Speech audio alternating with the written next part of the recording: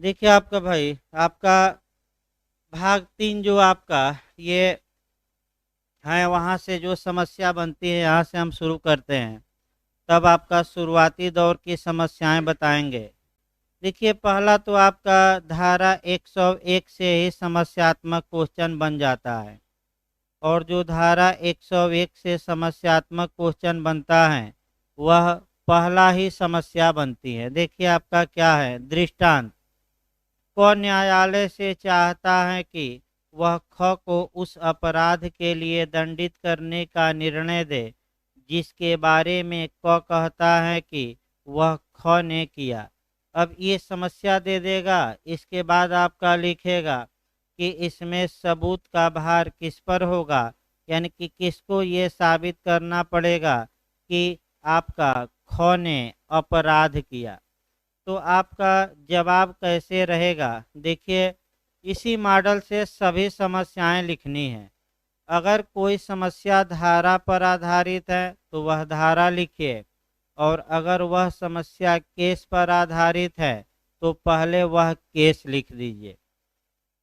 क्योंकि ये समस्या शुद्ध रूप से सेक्शन पर आधारित है तो मॉडल आप बनाएंगे कि प्रस्तुत समस्या भारतीय साक्ष्य अधिनियम की धारा 101 पर आधारित है या 101 में दिए गए दृष्टांत से मिलती जुलती हैं, या ये भी लिख सकते हैं मिलती जुलती हैं या आधारित हैं।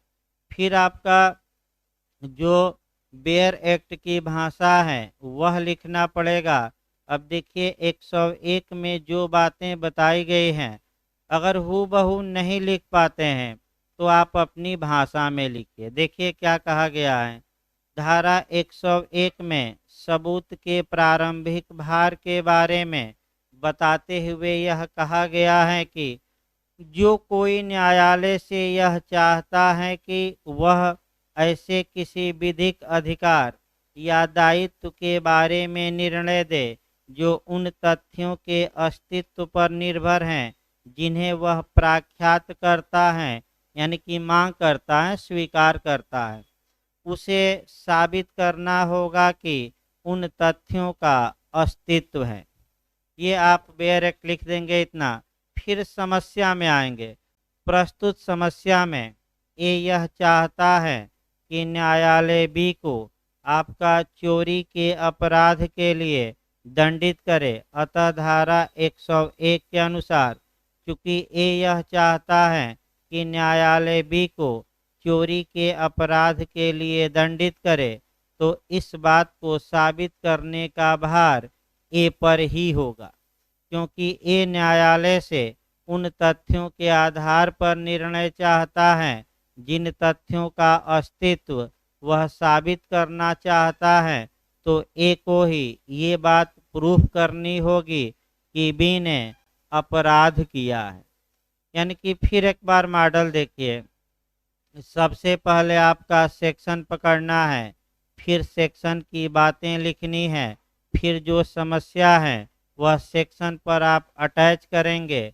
अगर सेक्शन की पूरी बातें उस समस्या में मिलती हैं तो अंत में निष्कर्ष निकालेंगे कि निष्कर्ष जरूर निकालिएगा कि निष्कर्ष हेडिंग डालकर निकालना है कि प्रस्तुत समस्या में आपका मने बी ने चोरी का अपराध किया है, इस बारे में सबूत का भार ए पर होगा, यानी कि क पर होगा। जरूर निष्कर्ष निकालिएगा। इसके बाद जो आपका समस्यात्मक क्वेश्चन बनता है वह आपका 102 से बनता है।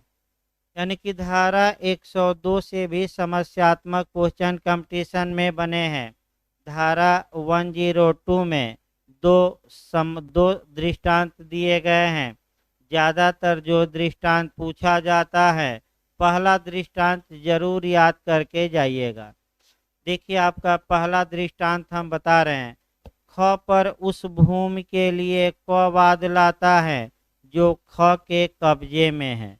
इसका मतलब ये हुआ ए एक व्यक्ति है जो बी पर वाद लाता है और आपका भूमि के लिए लाता है, और वह जो भूमि है वह बी के कब्जे में है, यानी कि किसके पोजीशन में है, बी के। अगला शब्द देखिए,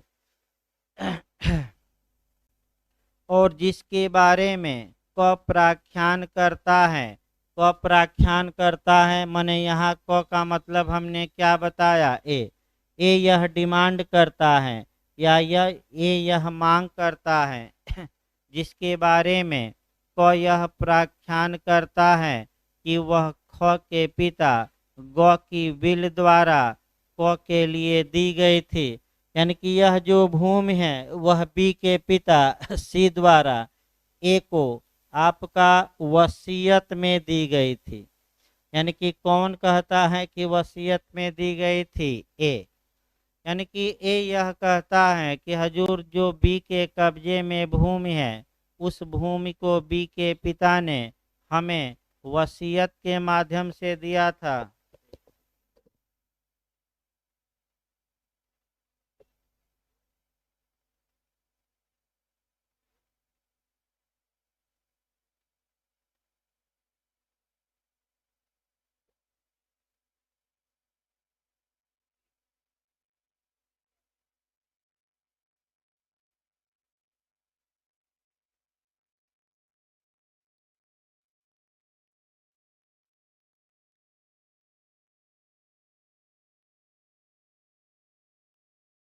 देखिए आपका इसके बाद आपका माने आपका ए कहता है कि ये जो भूमि है हमें बी के पिता सी ने आपका वसीयत द्वारा दी है और कब्जा किसका है, बी का।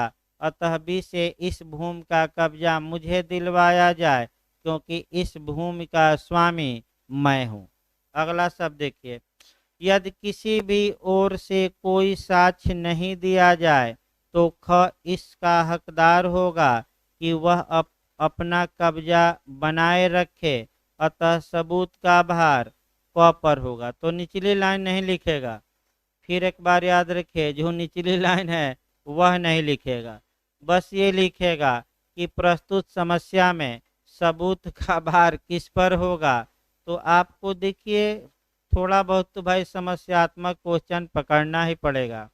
आपको लिखना पड़ेगा कि प्रस्तुत समस्या भारतीय साक्ष्य अधिनियम की धारा 102 से मिलती जुलती है, या ये भी लिख सकते हैं कि 102 पर आधारित है।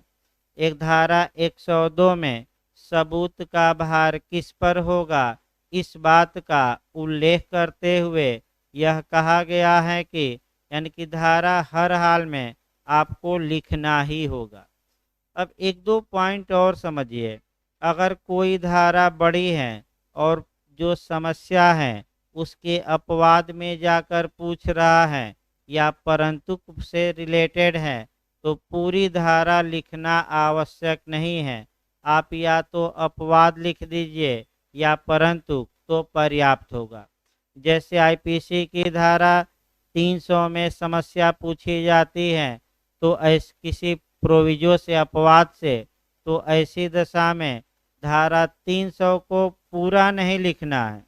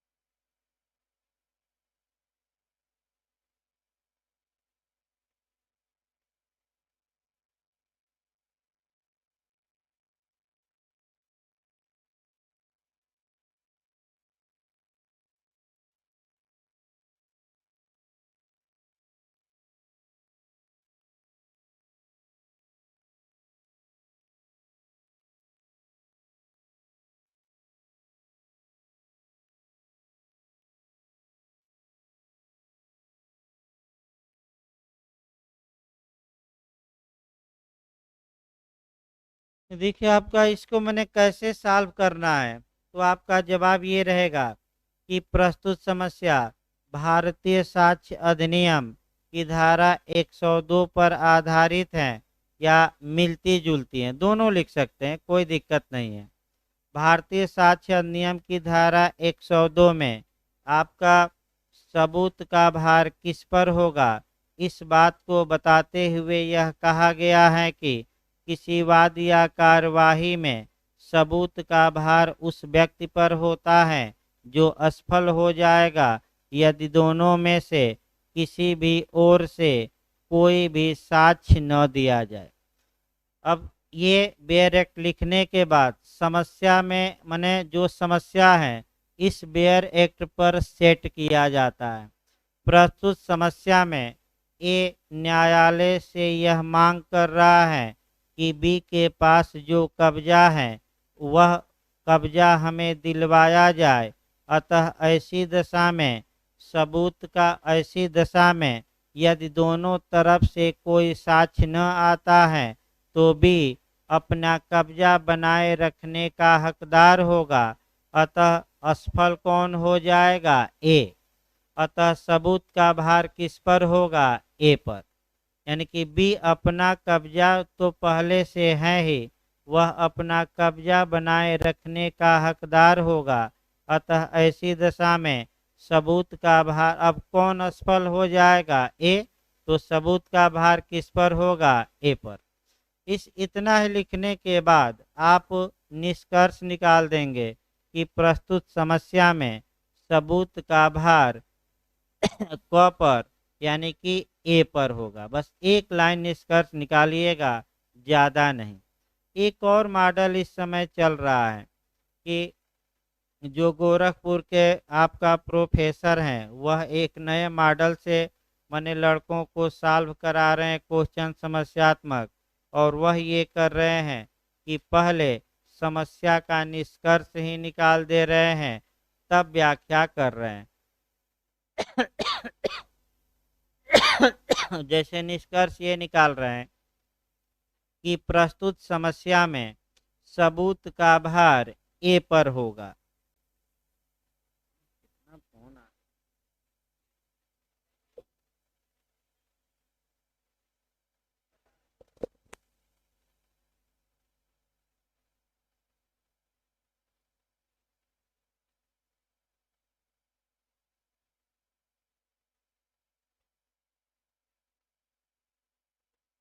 देखिए आपका एक जो गोरखपुर विश्वविद्यालय के प्रोफेसर नया मॉडल बना रहे हैं उसमें वे ये कर रहे हैं कि आपका पहले समस्या का समाधान ही कर दे रहे हैं, उसके बाद समस्या को सॉल्व कर रहे हैं।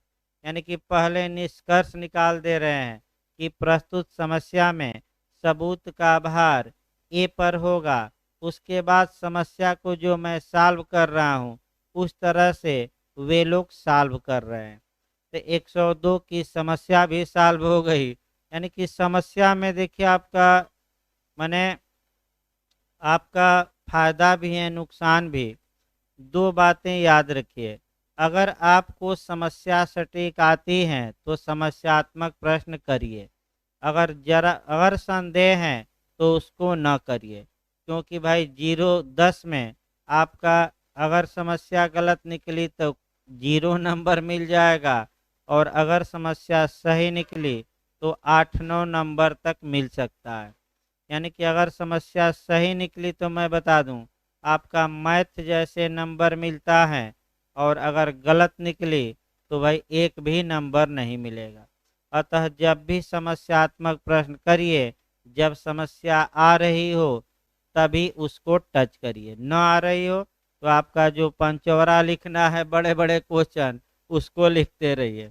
लेकिन समस्या करना अच्छा माना जाता है क्योंकि उसमें मैथ जैसे नंबर मिलते हैं, ये भी सही है।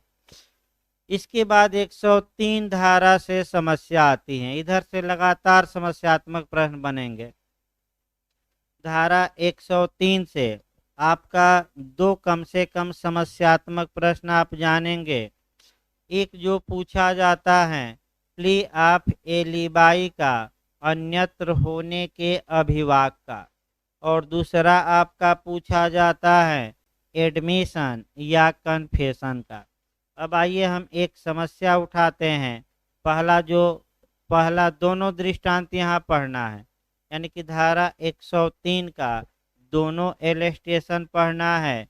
देखिए पहला आपका एलस्टेशन, ख को क चोरी के लिए अभियोजित करता है, यानी कि उदाहरण बना लिया जाए, यानी कि ए बी को बी पर मुकदमा करता है न्यायालय में कि बी ने चोरी किया है। ये पहला देखिए। इसके बाद सब देखिए, और न्यायालय से यह चाहता है कि न्यायालय यह विश्वास करे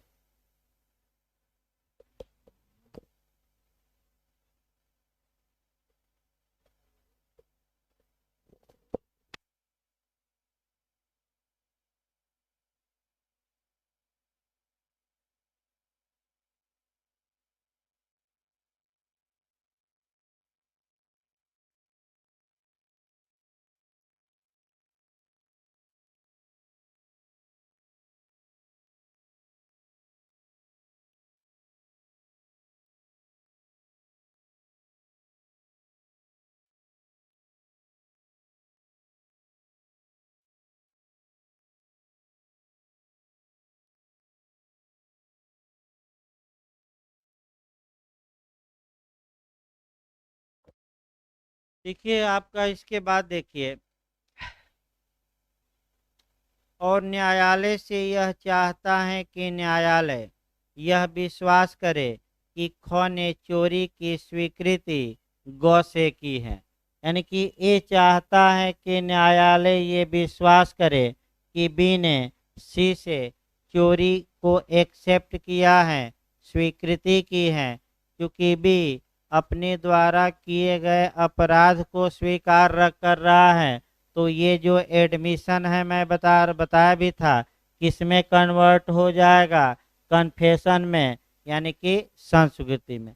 यानी कि ये चाहता है कि न्यायालय यह विश्वास करे कि बी ने सी से अपने अपराध को क्या किया था, स्वीकार। अब ये पूछा ये जाएगा। अब समस्या हो गई, इसमें एक आपका पुछल्ला जोड़ेगा कि प्रस्तुत समस्या में इस स्वीकृति या संस्वीकृति को साबित करने का भार किस पर होगा। अब ये समस्या दे देगा, तो आपका जवाब रहेगा कि प्रस्तुत समस्या भारतीय साक्ष्य अधिनियम की धारा 103 पर आधारित है, जिसमें विशिष्ट तथ्य के बारे में सबूत के भार का वर्णन किया गया है, जिसमें यह कहा गया है कि बेयर एक्ट की भाषा लिखनी पड़ेगी, चाहे अपनी भाषा में या हूबहू। किसी विशिष्ट तथ्य के सबूत का भार उस व्यक्ति पर होता है जो न्यायालय से यह चाहता है कि वह उसके अस्तित्व में विश्वास करे, जब तक कि किसी विधि द्वारा यह उपबंधित न हो कि उस तथ्य के सबूत का भार किसी विशिष्ट व्यक्ति पर होगा। ये आप लिख देंगे। अब जो ये बेयर एक्ट की भाषा हमने बताई, इस बेयर एक्ट को समस्या पर सेट करेंगे। प्रस्तुत समस्या में ए इस विशिष्ट तथ्य के बारे में न्यायालय से यह चाहता है कि न्यायालय विश्वास करे कि बी ने सी से अपना अपराध स्वीकार किया था। अतः सबूत का भार, यानी कि इस स्वीकृति को साबित करने का भार ए पर होगा। क्यों ए पर होगा? क्योंकि ए यह चाहता है कि न्यायालय इस स्पेसिफिक फैक्ट में क्या करे, बिलीव। तो जो कहता है कि न्यायालय विश्वास करे, उसी पर सबूत का क्या होगा, भार। इतना लिखकर अंत में निष्कर्ष निकाल लीजिएगा कि प्रस्तुत समस्या में सबूत का भार किस पर होगा, ए पर। यानी कि आधा पेज में ये बातें हमें लगता है कि आपका निपट जाएगी। 10 लाइन, 12 लाइन, 15 लाइन, इससे लंबा न खींचिएगा। आपका जब बेयर एक्ट थोड़ा बड़ा हो तो अलग बात है, इसके बाद धारा 103 का दृष्टांत नंबर बी ज़्यादा पूछा गया है, वो पहला भी पूछा गया, ये भी जो दूसरा दृष्टांत है प्ली आप एली भी अन्यत्र होने का विभाग, वह ज़्यादा पूछा गया है। देखिए दूसरा दृष्टांत क्या कहता है भाई, ख न्यायालय से चाहता है कि वह यह विश्वास करे कि प्रश्नगत समय पर वह अन्यत्र था, तो ऐसी दशा में इस बात के बारे में कि प्रश्नगत समय पर वह अन्यत्र यानी कि अन्य जगहों पर था या अन्य स्थानों पर था, इस बात को साबित करने का भार किस पर होगा, ये समस्या बनाएगी। लेकिन ऐसे डायरेक्ट थोड़ा लिख देंगे। देखिए आपका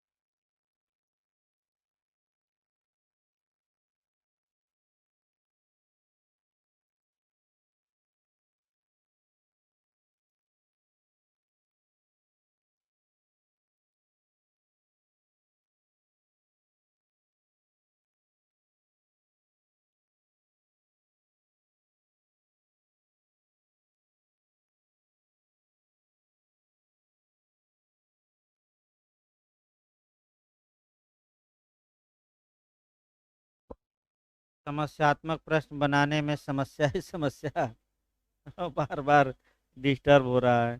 देखिए आपका फिर भाई इसको कैसे आप ये अंडरलाइन करिए, कई बार पूछा गया, पहला भी दृष्टांत धारा 103 का और आपका दूसरा भी यूपी में भी पूछा गया है। देखिए कैसे इसको सॉल्व करेंगे ये समझिए।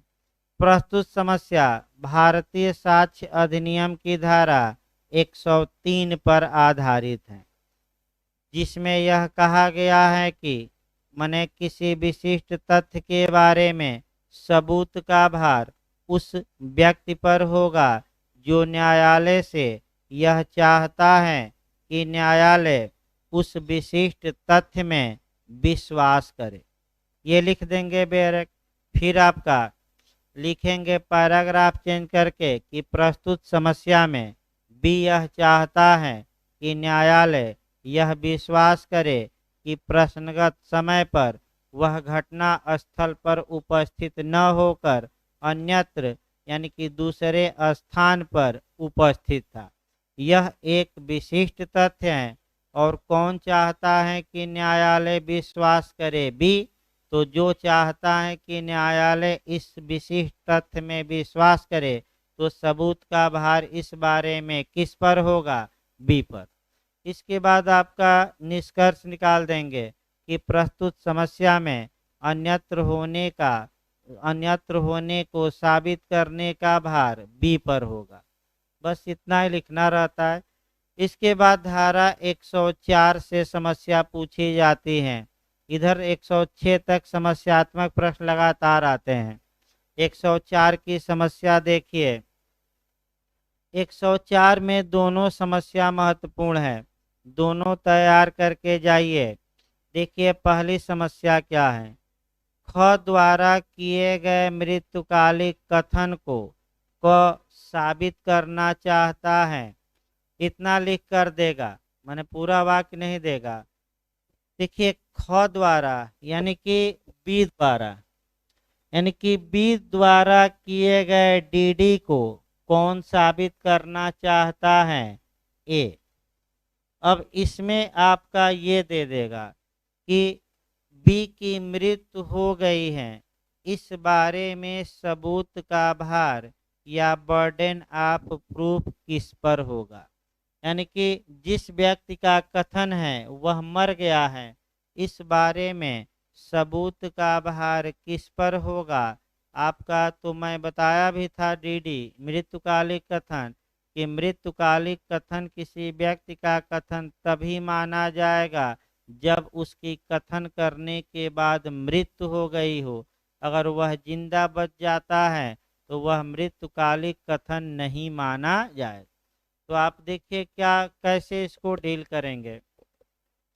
प्रस्तुत समस्या भारतीय साक्ष्य अधिनियम की धारा 104 पर आधारित है, जिसमें यह बताया गया है कि साक्ष्य को ग्राह्य बनाने के लिए जो तथ्य साबित किया जाना हो उसे साबित करने का भार, यानी कि ये हेडिंग है, ऐसे तथ्य को साबित करने का भार जिसका साबित किया जाना किसी व्यक्ति को किसी अन्य तथ्य का साक्ष्य देने को समर्थ करने के लिए आवश्यक है, उस व्यक्ति पर है जो ऐसा साक्ष्य देना चाहता है। ये बेरेक की भाषा लिख देंगे। उसके बाद आप देखें लिखेंगे कि प्रस्तुत समस्या में आपका ए यह चाहता है कि बी द्वारा किए गए मृत्युकालिक कथन को न्यायालय साक्ष्य में स्वीकार कर ले। ऐसी दशा में मृत्युकालिक कथन एक दूसरे तथ्य मृत्यु पर आधारित है, अतः सबसे पहले मृत्यु साबित की जाएगी और उसके बाद ही मृत्युकालिक कथन साक्ष्य में स्वीकार किया जाएगा। तो जो व्यक्ति यह चाहता है कि मृत्युकालिक कथन को स्वीकार किया जाए उसी व्यक्ति पर यह सबूत का भार होगा कि वह मृत्यु साबित करे। ये तो प्रस्तुत समस्या में चूंकि ए चाहता है कि बी का मृत्युकालिक कथन स्वीकार कर लिया जाए और यह कथन दूसरे तथ्य पर निर्भर है। वह दूसरा तथ्य ये है कि बी की क्या हो गई है, मृत्यु। तो चूंकि यही चाहता है कि आपका न्यायालय ये कथन ये सुसंगत बना दिया जाए, तो बी की मृत्यु हो गई है। इस बारे में सबूत का भार किस पर होगा? ए पर, क्योंकि कौन चाहता है कि बी मर गया है? ए। तो बी पहले साबित करिए कि बी क्या हो चुका है, मर चुका है, तब बी का कथन क्या होगा? रेलेवेंट। लेकिन आप चाहें तो इसमें हल्का सा अपना जोड़ सकते हैं, लेकिन यह विधि का पूर्ण नियम नहीं है। धारा 136 के तहत न्यायालय इस नियम को शिथिल कर सकता है। पहले मृत्युकालिक कथन को स्वीकार कर सकता है और मृत्यु साबित करने को बाद में कह सकता है, लेकिन छूट नहीं दे सकता। शिथिल किया जा सकता है कि पहले हम मृत्युकालिक कथन क्या कर ले रहे हैं, स्वीकार, ठीक है, लेकिन बाद में आप हर हाल में क्या करिएगा? मृत्यु साबित करिए, क्योंकि बिना मृत्यु हुए वह कथन मृत्युकालिक कथन माना। तो इस प्रकार आपका इसके बाद आपका 105 पर समस्या बनती है। वैसे पहली ही समस्या ज़्यादातर बनती है या दूसरी बन सकती है। पहली समस्या देखिए हत्या 105 की समस्या हम उठाए, फिर 106 से बनता है लगातार। 105 देखिए, हत्या का अभियुक्त क अभिकथित करता है कि वह विकृत चित्त के कारण उस कार्य की प्रकृति नहीं जानता था। अब इसमें आपका समस्या इतना ही देगा, इसमें ये देगा कि हत्या के समय आपका अभियुक्त क विकृत चित्त या अनसाउंड माइंड व्यक्ति था। इस बारे में सबूत का भार किस पर होगा? ये समस्या देगा, लेकिन इसको सिद्ध कैसे, माने इसको हल कैसे करेंगे? तो फिर एक बार देखिए, प्रस्तुत समस्या भारतीय साक्ष्य अधिनियम की धारा 105 पर आधारित है, जिसमें यह बताया गया है कि यह साबित करने का भार कि अभियुक्त का मामला अपवादों के अंतर्गत आता है। हेडिंग हो गई। तो यह साबित करने का भार कि अभियुक्त का मामला अपवादों के अंतर्गत आता है। इसमें सबूत का जो भार होगा वह स्वयं अभियुक्त पर होता है, यानी कि स्वयं अभियुक्त को साबित करना पड़ता है कि उसका मामला आईपीसी की धारा 76 से लेकर 106 तक में कहीं आता है। अब लिखेंगे प्रस्तुत समस्या में आपका ए बचाव ले रहा है चित्त विकृतता का, यानी कि आईपीसी की धारा 84 का, यानी कि वह ये कहता है कि जब मैं अपराध किया था उस समय मैं विकृत चित्त था, अपने कार्य की प्रकृति नहीं समझ पा रहा था। तो किस धारा का वह बचाव ले रहा है? 84 का। तो एविडेंस की धारा 105 क्या बताती है कि 76 से लेकर 106 तक के बचाव में बर्डन ऑफ प्रूफ, यानी कि उस बात को साबित करने का भार किस पर होगा? अभियोजन पर कि अभियुक्त पर? अभियुक्त पर।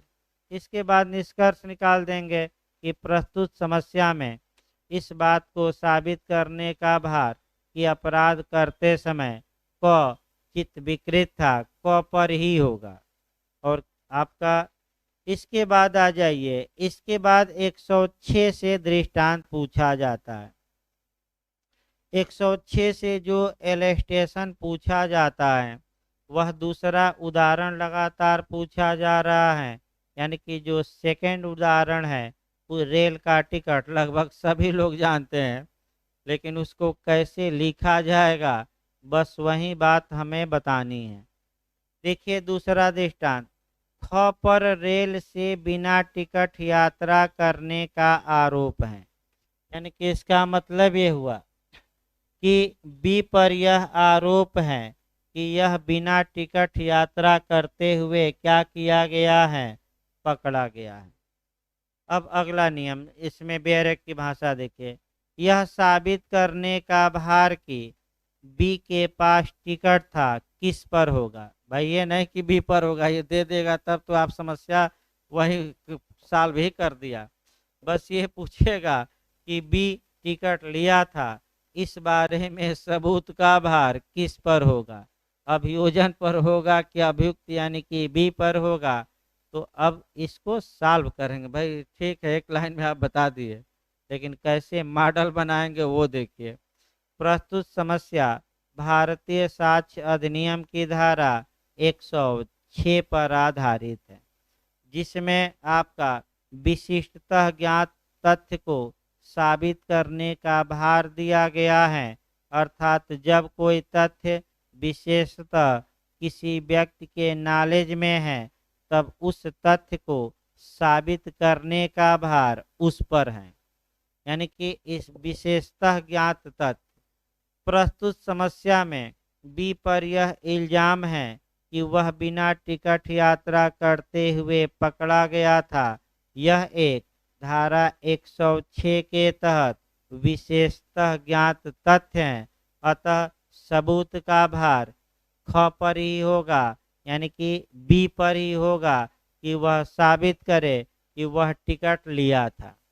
अब अंत में निष्कर्ष निकाल देंगे कि प्रस्तुत समस्या में मने सबूत का भार बी पर होगा कि वह बिना टिकट यात्रा नहीं कर रहा था, या दूसरी भाषा में वह टिकट क्या किया था? लिया था। आपका 10 लाइन 8-10 लाइन में हमें लगता है कि ये बातें क्या होंगी, एकदम 10-12 लाइन लिखिए ऐसे ही सटीक भाषा में। इसके बाद जो समस्या बनती है आपका 107 से भी नहीं, आपका 111 से बनती है। 111 में 2 समस्या दी गई है और दोनों समस्याओं में से एक समस्या बनती है। मैंने ये भी आपका समस्यात्मक प्रश्न बन चुका है। देखिए आपका कक्षीकार द्वारा, कक्षीकार मतलब कि क्लाइंट यानी कि मुवक्किल, ना है तो लिख लीजिए। कक्षीकार का मतलब होता है क्लाइंट या मुवक्किल होता है। कक्षीकार द्वारा अटार्नी के पक्ष में, यहाँ अटार्नी मने वकील साहब, अधिवक्ता याद रखिएगा। कक्षीकार द्वारा अटार्नी के पक्ष में किए गए विक्रय का यानी कि सेल का सद्भाव यानी सद्भाव कक्षकार द्वारा लाए गए वाद में प्रश्नगत है। तो संव्यवहार सद्भाव में किया गया था। इस बात को साबित करने का भार किस पर होगा, ये समस्या बनाएगा। सॉल्व तो उसमें किया ही गया है, लेकिन अंतिम लाइन आप मिस करेगा और पूछेगा कि सबूत का भार क्या होगा, किस पर होगा कि ये संव्यवहार गुड फेथ में किया गया था, सद्भाव में। तो देखिए, आपको जैसे ही कक्षकार या पुत्र का आता है तो ऐसा अगर क्वेश्चन आए तो धारा 111 से कवर करिएगा। देखिए कैसे आपको डील करना है। प्रस्तुत समस्या भारतीय साक्ष्य अधिनियम की धारा 111 पर आधारित है, जिसमें यह धारा 111 में उन संव्यवहारों में सद्भाव का साबित किया जाना जिसमें एक पक्षकार का संबंध सक्रिय विश्वास का है, उसमें सबूत का भार किस पर होगा, यह बताया गया है। जहाँ की अब बेरेट की भाषा देखिए, जहाँ की उन पक्षकारों के बीच संव्यवहार के सद्भाव के बारे में प्रश्न है जिनमें से एक दूसरे के प्रति सक्रिय विश्वास की स्थिति में है, वहाँ उस संव्यवहार के सद्भाव को साबित करने का भार उस पक्षकार पर है जो सक्रिय विश्वास की स्थिति में है। बेरेट लिखकर प्रस्तुत अब समस्या को देखेंगे। प्रस्तुत समस्या में आपका कक्षकार और अटार्नी का रिलेशन विश्वास का रिलेशन माना जाता है। इसमें आपका सक्रिय विश्वास की स्थिति में अटार्नी होता है, यानी कि कक्षकार उस पर क्या करता है, सक्रिय विश्वास वकील साहब पर करता है। अतः ऐसे मामलों में जिस व्यक्ति के प्रति विश्वास है उसी व्यक्ति को सद्भाव साबित करना होता है। अतः अटार्नी पर ही इस बात के सद्भाव को साबित करने का भार विक्रय सद्भाव में किया गया था, इस बात को साबित करने का भार किस पर होगा, अटार्नी पर। तो इसके बाद अंत में निष्कर्ष निकाल देंगे कि प्रस्तुत समस्या में विक्रय सद्भाव में किया गया था, इस बारे में सबूत का भार अटार्नी पर होगा, क्योंकि वही सक्रिय विश्वास की क्या है स्थिति में। इसके बाद दूसरा दृष्टांत भी पूछा जाता है, आपका पुत्र द्वारा और पिता द्वारा। आपका कह सकते हैं कि एक पुत्र है जो अभी अभी वयस्क हुआ है, प्राप्त वय हुआ है और अपने पिता के साथ ही ट्रांजैक्शन करता है, पिता के साथ कोई संव्यवहार करता है। तो अब आप लोग बताइए, पिता पुत्र का जो रिलेशन है, पहला वह विश्वास का है कि नहीं, और इसमें कौन सक्रिय विश्वास की स्थिति में है, पुत्र के पिता। तो विक्रय या संव्यवहार सद्भाव में पुत्र के साथ किया गया था, इस बारे में सबूत का भार किस पर होगा, पिता पर। 111 भी समाप्त हो गया। इसके बाद आपका इधर आपका कह सकते हैं कि उपधारणा से कम ही चांस रहता है, कभी काल बनता है। 115 छोड़ दीजिए। इसके बाद आ जाइए दृष्टांत, इधर अब फिर आपका कम बनेंगे। जो अब दृष्टांत आपका बनेगा 126 आ जाइए डायरेक्ट, यानी कि बीच में कुछ धाराएं क्या करना है, छोड़ देना है। 126 नहीं, 100 आपका 21 से बनता है भाई, 121 से भी बनता है, 121 फिर 126, फिर कुछ धाराएं छोड़नी है। देखिए आपका 121 से क्वेश्चन बनता है। आपका 3 आपका इलस्ट्रेशन दिया गया है और इन्हीं 3 इलस्ट्रेशनों में से कभी कभी एक बन जाता है। वैसे ज़्यादा चांस 126 का भी रहता है। तो पहले तो आपका 121 धारा हम देख लें न्यायाधीश और मजिस्ट्रेट।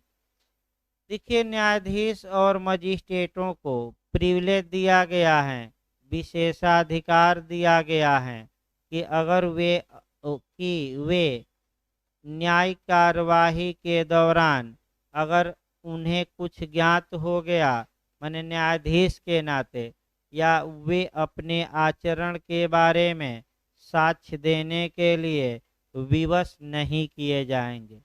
लेकिन आपका जिस न्यायालय के वे अधीनस्थ हैं, उस न्यायालय के विशेष आदेश द्वारा इन्हें बाध्य किया जा सकता है, विवश किया जा सकता है। लेकिन अन्य बातों के बारे में इनको कोई विशेषाधिकार नहीं होगा। अन्य बातों का मतलब ये हुआ कि न्यायाधीश के नाते नहीं, कोर्ट में जो अन्य बातें घटित होती हैं, जैसे कि आपने कोई दस्तावेज पेश किया, उसकी जानकारी हो गई तो न्यायिक कार्रवाई है, मतलब न्यायाधीश के नाते उन्होंने क्या अपना कंडक्ट दिखाया, माने न्यायिक कार्यवाही के दौरान, वो अलग हो गया। लेकिन अन्य बातें जो कोर्ट में घटती हैं, मारपीट हो गई दो अधिवक्ताओं में, जैसे अभी आपका लोग वीडियो खूब वायरल कर रहे हैं कि दो महिला अधिवक्ताओं में मारपीट हो गया, लोग वीडियो बनाए। तो आजकल आपका कोई मर रहा हो, मारपीट हो रहा हो, तो वीडियो बनाइए, बचाने न जाइए। और उस वीडियो को कहाँ मौर्य जी शेयर कर दीजिए सोशल मीडिया पर। जैसे मौर्य जी का मामला था, बेचारे चाय पी रहे थे और गुप्त रूप से इनका फोटो अंधेरे में खींचा गया, चेहरा धुंधला दिखाई दे रहा है, लेकिन चाय का नाम बहुत तेज दिखाई दे रहा है। यानी कि खींचने वाला भी महान था। ऐसा फोटो खींचा गया कि इनका चेहरा धुंधला था, यानी कि जान पहचान वाले जल्दी पहचान ही नहीं पाएंगे क्या है। लेकिन चाय का जो नाम था वह क्या था, काफी उभर कर आया था। यानी कि इसका मतलब ये हुआ, तो फिर एक बार देखिए, अन्य बातों का मतलब ये हुआ कि जो न्यायालय में अन्य बातें घटी हैं, जैसे कि एक गवाह गवाही दे रहा था, दरोगा जी गवाही देने आए, अभियुक्त आपका गुस्से में आ गया और गुस्से में आकर दरोगा जी पर ही अटैक कोर्ट में कर दिया, तो ये अन्य बातें हो गई। इस बारे में न्यायाधीश या मजिस्ट्रेट को क्या किया जा सकता है, विवश। लेकिन मान लीजिए मिथ्या साक्ष्य दे दिया, मिथ्या साक्ष्य गढ़ दिया, ये न्यायिक कार्यवाही के दौरान माना जाएगा। और इसमें जब तक कि सुपीरियर कोर्ट, माने जिसके वह अधीनस्थ मजिस्ट्रेट हैं, या न्यायाधीश विशेष आदेश न दे, न्यायाधीश और मजिस्ट्रेटों को साक्ष्य देने के लिए विवश नहीं किया जाए। अब समस्या आप पकड़ लीजिए। वही समस्या आपका पहला है, सत्य न्यायालय के समक्ष अपने विचारण में क कहता है कि अभी साक्ष्य मजिस्ट्रेट ख द्वारा अनुचित रूप से लिया गया था, तद विषयक प्रश्नों का उत्तर देने के लिए क को किसी वरिष्ठ न्यायालय के विशेष आदेश के सिवाय विवश नहीं किया जाएगा आपका, क्योंकि आपका न्यायिक कार्यवाही के दौरान न्यायाधीश होने के नाते इन बातों का ज्ञान किसको हुआ है, आपका न्यायालय को।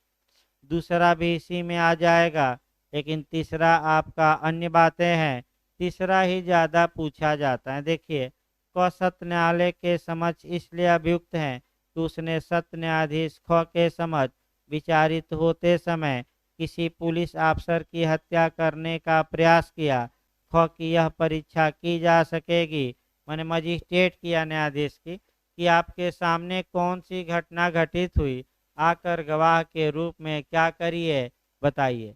क्योंकि ये न्यायिक कार्यवाही के दौरान अन्य बातें हैं कि गवाही किस पर आपका अभियुक्त हमला कर दिया, गवाह पर। तो इस प्रकार अब 126 आ जाइए। 126 से भी दृष्टांत आपका 126 में 3 दृष्टांत दिए गए हैं।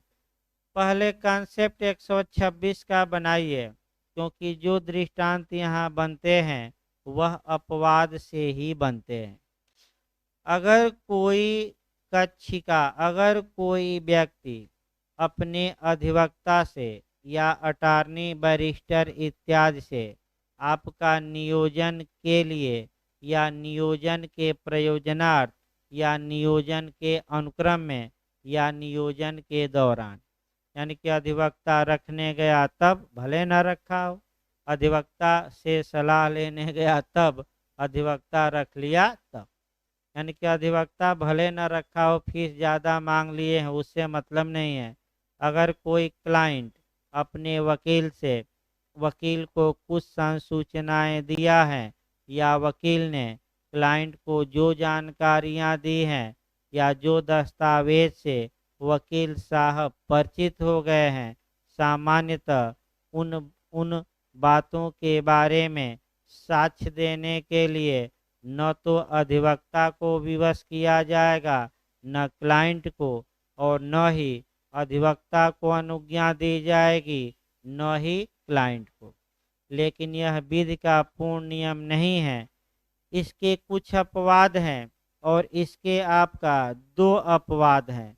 पहला अपवाद ये है कि अगर क्लाइंट ने अवैध उद्देश्य को अग्रसर करने के लिए सूचना दी है, तब वह प्रकटन से संरक्षित नहीं है, और नियोजन के बाद, यानी कि जब वह वकील रख लिया उसके बाद क्लाइंट ने या तो कोई अपराध कर दिया या फ्रॉड कर दिया, यानी कि क्लाइंट ने क्या किया, उसके बाद कोई अन्य अपराध कर दिया या क्या कर दिया, कपट कर दिया, तो ऐसी बातों को अधिवक्ता साहब प्रकट कर सकते हैं कि नहीं कर सकते हैं।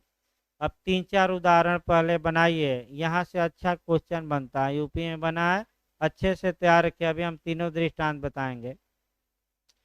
ये एक क्लाइंट है, वकील साहब के पास आता है और कहता है कि मैं फर्जी वसीयत तैयार करूंगा, बी के ज़मीन पर कब्जा करना चाहता हूं। जब मैं तैयार करके आऊंगा तो आप हमारा मुकदमा लड़िए, बचाव करिएगा। अब बताइए क्या कार्य करके आया कि अवैध उद्देश्य को अभी अग्रसर करने में सूचना दिया था, अभी किया नहीं था, तो ये संसूचना प्रकटन से संरक्षित नहीं है। दूसरा, ये हत्या का अभियुक्त था, अपराध करने के बाद आया और अधिवक्ता से कहा कि हमारा बचाव करिए और सभी बातों को बताया, तो ये बातें प्रकट नहीं कोर्ट में की जा सकती हैं, क्योंकि ये नियोजन के अनुक्रम में कही गई बातें हैं, दी गई संसूचना है। तीसरा, ये एक क्लाइंट है, वकील साहब के पास आया, वकील साहब ने उसका कागज पत्र देखा और ये देखा कि इसमें 500 लिखा है, मैंने रकम लिखी है। फिर दोबारा क्लाइंट आया तो वकील साहब ने देखा कि लेखा बही में तो या क्या है गड़बड़ी, आया था 500 उस समय था और इस समय कितना दिखा रहा है 500 का 5000, तो यानी कि बाद में वह फ्रॉड कर दिया है। तो क्या वकील साहब अब हमारा क्लाइंट फ्रॉड कर दिया है, इस बारे में गवाही दे सकते हैं कि नहीं? दे सकते हैं, क्योंकि क्लाइंट ने नियोजन के बाद क्या किया है, फ्रॉड, या नियोजन के बाद कोई अन्य अपराध कर दिया और कोई अपराध कर दिया जाकर, तो उस बारे में तो वकील साहब क्या कर सकते हैं, गवाही दे ही सकते हैं, उसमें कोई बचाव नहीं है। अब दृष्टांत इसी में आपका पकड़ना है। देखिए आपका एक एक आप बताते रहिए, मॉडल तो वही सब बनाना है। कक्षिकार क यानी कि क्लाइंट क अटॉर्नी ख से कहता है, यानी कि वकील साहब ख से कहता है मैंने कूट रचना की है, यानी कि कूट रचना पहले ही कर चुका है और मैं चाहता हूं कि आप मेरी प्रतिरक्षा करें। अब बताइए, जब पहले ही कार्य कर चुका है, पहले ही अपराध कर चुका है और वकील साहब के पास आता है कि आप मेरा बचाव करिए, तो ये जो संसूचना है ये प्रकटन से संरक्षित रहेगी। लेकिन इसी में सतर्क रहिए, अगर कहता कि मैं जा रहा हूँ कूट रचना करने और जब मैं कूट रचना करके क्या करूँगा, आ जाऊँगा, तो ये पहला आपका है अपवाद कि अवैध उद्देश्य को अग्रसर करने में ये सूचना दी गई है, अतः ये संसूचना प्रकटन से संरक्षित नहीं है। तो दोनों याद रखिएगा, कूट रचना करके आ गया तब संरक्षित, और कहा कि मैं जा रहा हूँ क्या करने, कूट रचना करने, तब संरक्षित नहीं है। अगला देखिए दूसरा दृष्टांत, कक्षिकार क अटार्नी ख से कहता है कि मैं संपत्ति पर कब्जा कूट रचित विलेख के उपयोग द्वारा प्राप्त करना चाहता हूँ, अभी बनाया नहीं बल्कि मैं बनाऊंगा और आऊंगा तो आप मेरी क्या करिएगा। तो बताइए ये संसूचना प्रकटन से संरक्षित है कि नहीं? नहीं है। क्यों? क्योंकि अवैध उद्देश्य को अग्रसर करने के लिए दी गई है।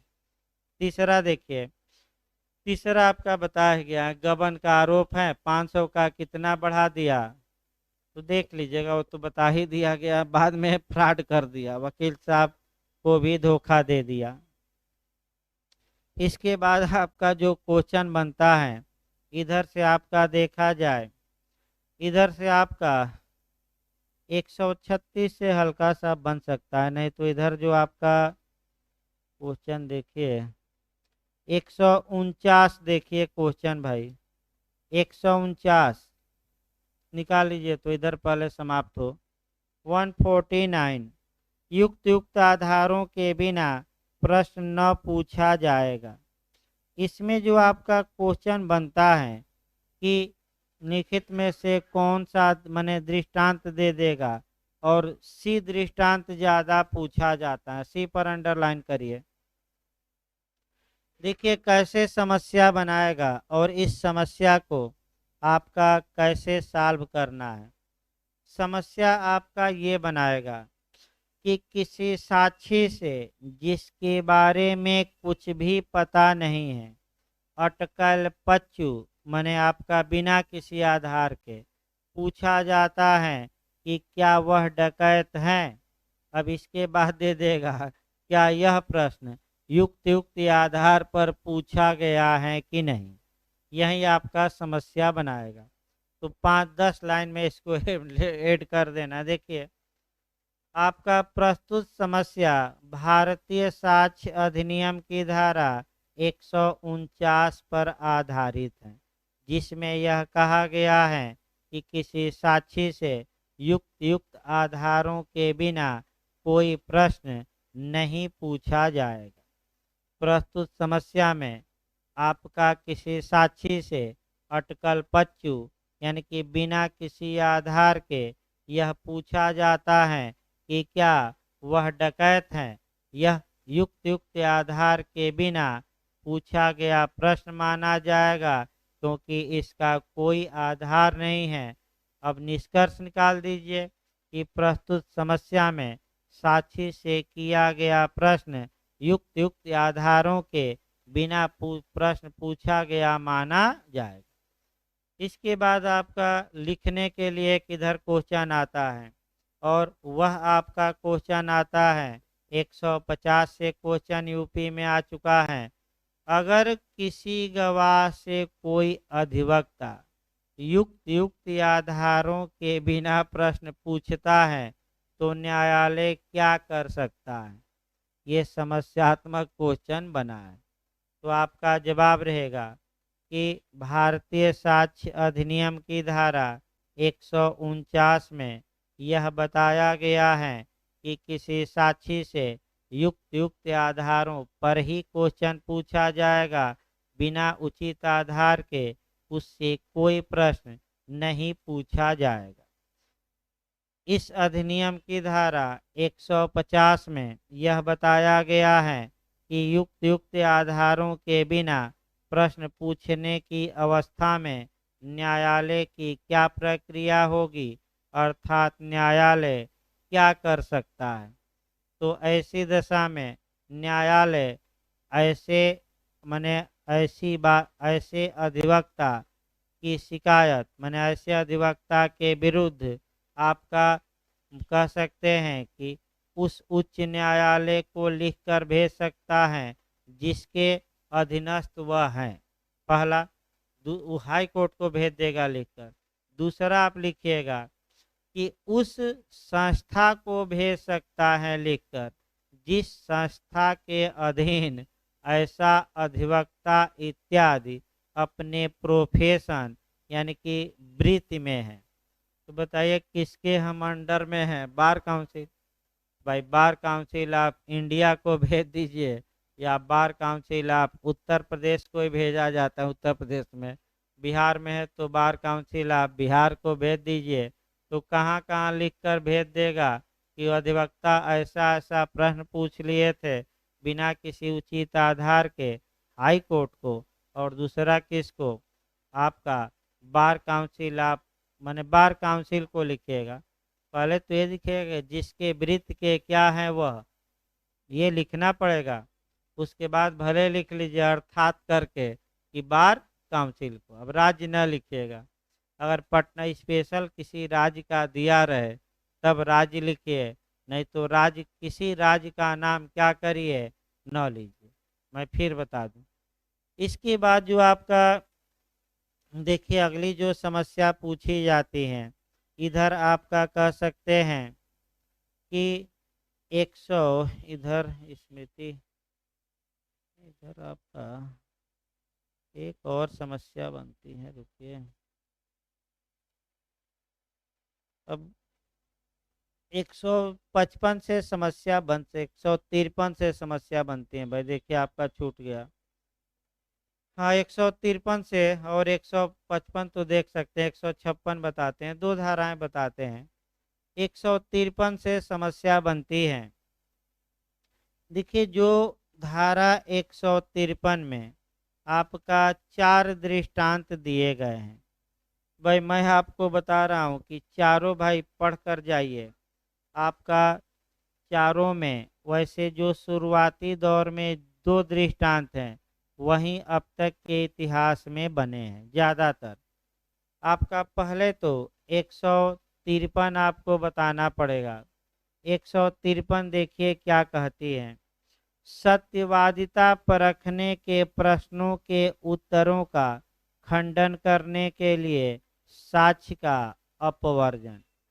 यानी कि अगर किसी गवाह से उसकी सत्यवादिता परखने के लिए कोई प्रश्न किया गया है और वह उसका उत्तर दे देता है तो सामान्यतः अब उस उत्तर का खंडन करने के लिए कोई प्रश्न नहीं पूछा जाएगा, कोई साक्ष्य नहीं दिया जाएगा। लेकिन इस धारा में 2 अपवाद हैं। पहला अपवाद ये है कि प्रीवियस कन्विक्शन यानी कि पूर्व दोष सिद्धि। उदाहरण देखिए, उदाहरण ए से ए एक गवाह है जिससे अधिवक्ता साहब पूछते हैं कि क्या तुम चोरी के लिए कभी सजा पाए हो? और गवाह कहता है कि मैं कभी भी चोरी के लिए सजा नहीं पाया हूँ। तो 153 का अपवाद नंबर फर्स्ट बताता है कि पूर्व दोष सिद्धि आपका चूंकि अपवाद है तो जो गवाह ने प्रश्न का उत्तर दिया है उस उत्तर का खंडन करने के लिए कि यह झूठ बोल रहा है, प्रीवियस कन्विक्शन को साक्ष्य के रूप में क्या किया जा सकता है? प्रस्तुत। यानी कि ये दिखाया जा सकता है कि हजूर ये झूठ बोल रहा है, पहले एक बार देखिए क्या हो चुका है, सजा पाया है। लेकिन अन्य में नहीं। अब देखिए दृष्टांत देखिए, एक तो हम अपने मन से उदाहरण बताए। दृष्टांत देखिए, किसी निम्नांकन के विरुद्ध एक दावे का प्रतिरोध कपट के आधार पर किया जाता है। दावेदार से पूछा जाता है कि क्या उसने एक पिछले संव्यवहार में कपटपूर्ण दावा नहीं किया था। वह इसका प्रत्याख्यान करता है यानी कि इनकार कर देता है कि हमने पिछले संव्यवहार में कपटपूर्ण दावा नहीं किया था। अब आइए, यह दर्शित करने के लिए साक्ष्य दिया जाता है कि उसने पिछले संव्यवहार में कपटपूर्ण दावा किया था। अब ये जो पिछले संव्यवहार में कपटपूर्ण दावे का मामला है, क्या ये साक्ष्य में ग्राह्य होगा कि अग्राह्य होगा? अग्राह्य। क्यों अग्राह्य होगा? क्योंकि पहला अपवाद क्या था?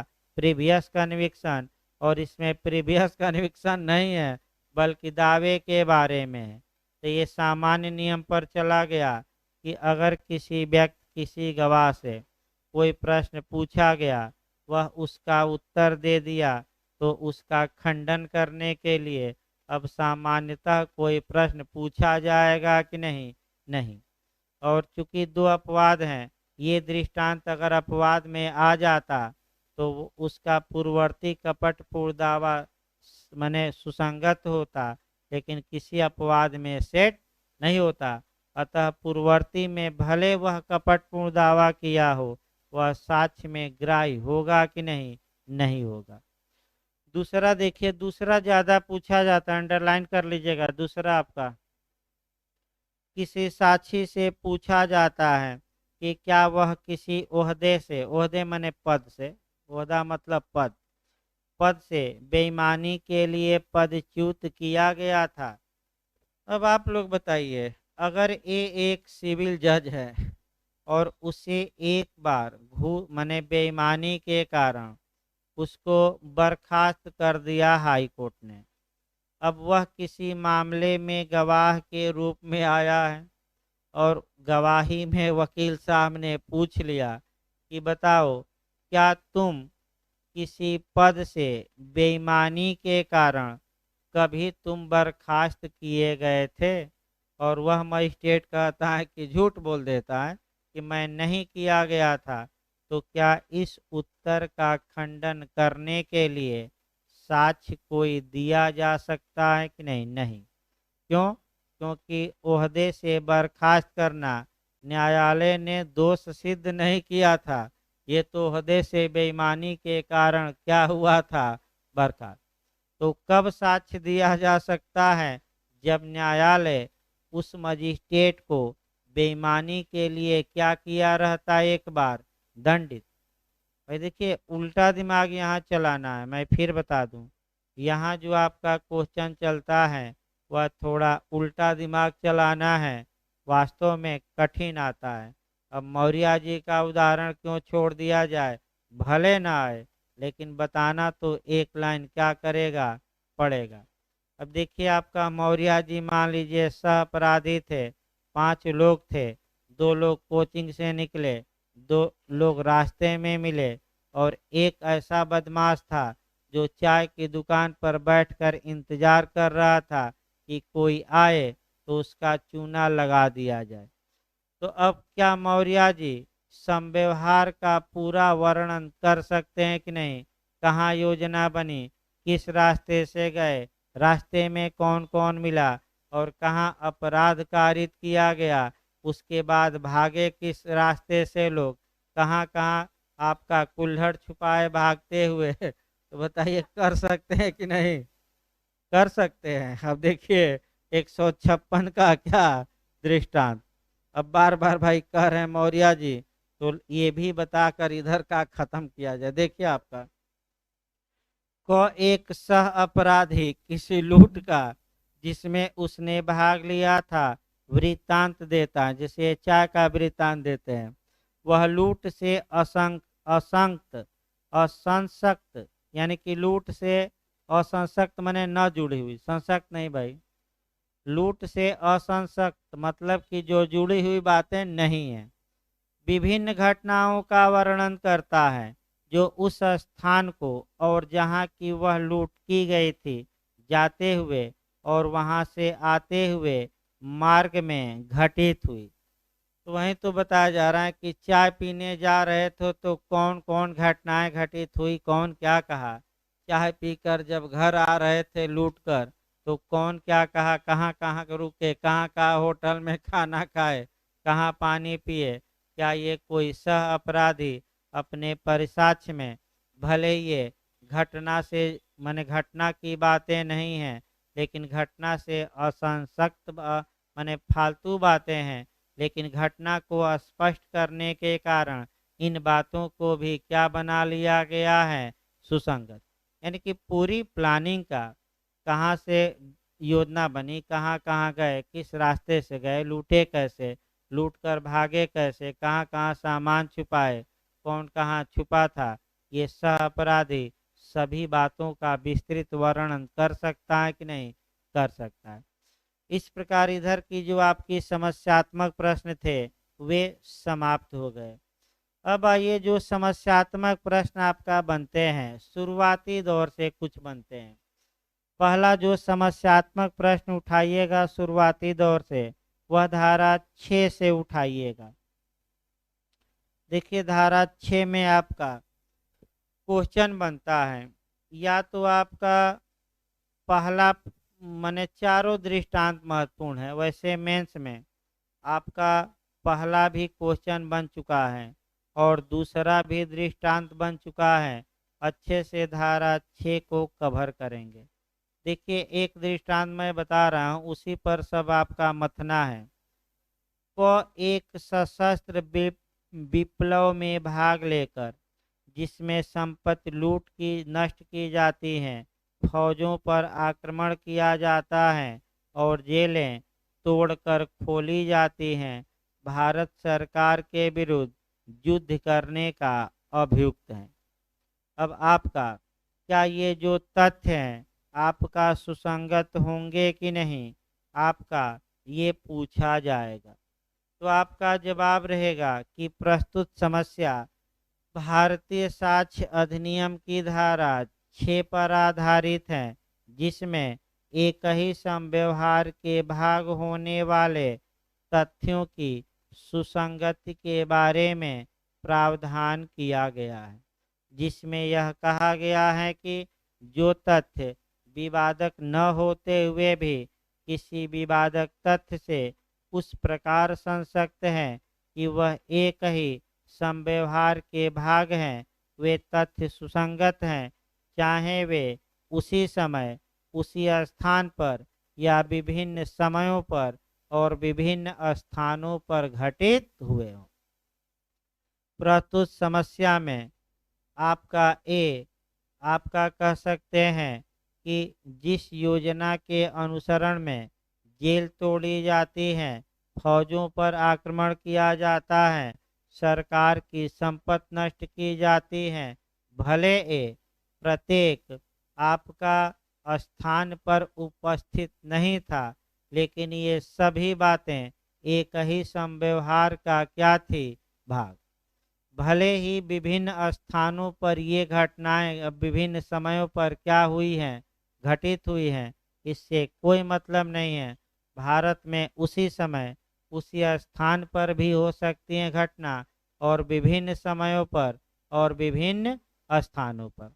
ऐसी दशा में ए, आपका जो ये घटनाएं हैं वह एक ही समव्यवहार या एक ही घटना का भाग होने के कारण धारा 6 के तहत क्या होगी, सुसंगत। इसके बाद आपका जो क्वेश्चन बनता है 6 के और दृष्टांत भाई देख लीजिएगा। आपका जो क्वेश्चन बनता है वह गुत्थम गुत्था का बनता है, धारा 7 का, यानी कि सेक्शन 7 का दृष्टांत वैसे तीनों, लेकिन एक दृष्टांत कम से कम याद रखिएगा। प्रश्न यह है कि क्या कौन ने ख की हत्या की, उस स्थान पर जहां हत्या की गई उसके समीप भूमि पर गुत्थम गुत्था के चिन्ह बने हुए हैं, ये चिन्ह सुसंगत हैं कि विसंगत, इस विषय का उल्लेख करिए, इस समस्या का समाधान करिए। तो आपका जवाब फिर वही मॉडल रहेगा।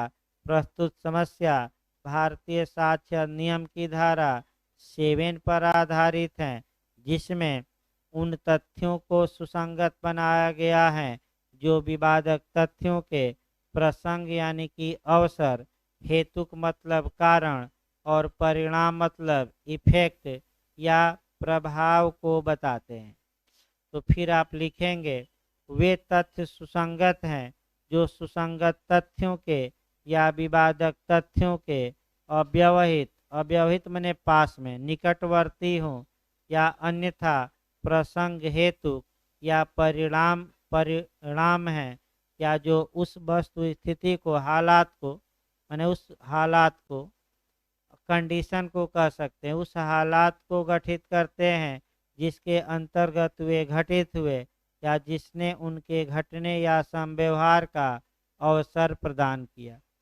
फिर समस्या में दे देंगे, प्रस्तुत समस्या में पैरों के चिन्ह से गुत्थम गुत्था का निशान बना है, अतः पैरों का जो चिन्ह होगा वह आपका परिणाम या इफेक्ट या प्रभाव के रूप में सुसंगत होगा। अर्थात इसका मतलब कि अगर पैरों के चिन्ह बिखरे हुए पड़े हैं, इसका मतलब ये हुआ कि मृतक ने मरने से पहले जोरदार अभियुक्तों का क्या किया होगा, विरोध, तभी तो पैर के निशान तिरछे आड़े पड़े हैं। यानी कि आसानी, तो किस रूप में ये पैर के निशान सुसंगत होंगे, प्रभाव या परिणाम या इफेक्ट। यानी कि घटना का इफेक्ट ये है कि मृतक आसानी से अपना, कह सकते हैं कि जीवन त्यागा नहीं होगा, अभियुक्तों के साथ क्या किया होगा, पूरी लड़ाई। तो रेस्ट ले लीजिए, तब सीआरपीसी चलाया जाए। काफी आज कह सकते हैं कि दृष्टांत हो गए। हाँ हाँ,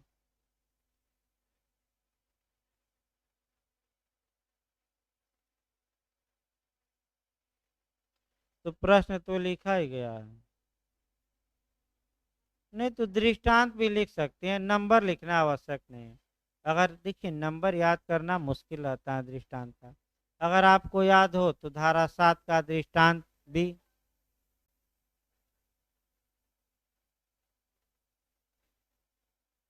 नहीं, नंबर दृष्टांत बस देखिए, मिलता जुलता भी लिखा जाता है, दोनों तरीके हैं, उससे असर नहीं पड़ेगा। आप समस्या को सही सॉल्व की है कि नहीं, तर्क वाइज, इस पर नंबर मिलता है। वैसे आप लिख सकते हैं, कोई इसमें रोक टोक नहीं, वो भी मॉडल सही है भाई। 2-3 मॉडल से मैं बताया लिखा जाता है, कोई इसमें समस्या नहीं है, सभी मॉडल सही हैं, उसमें भाई कोई समस्या नहीं है।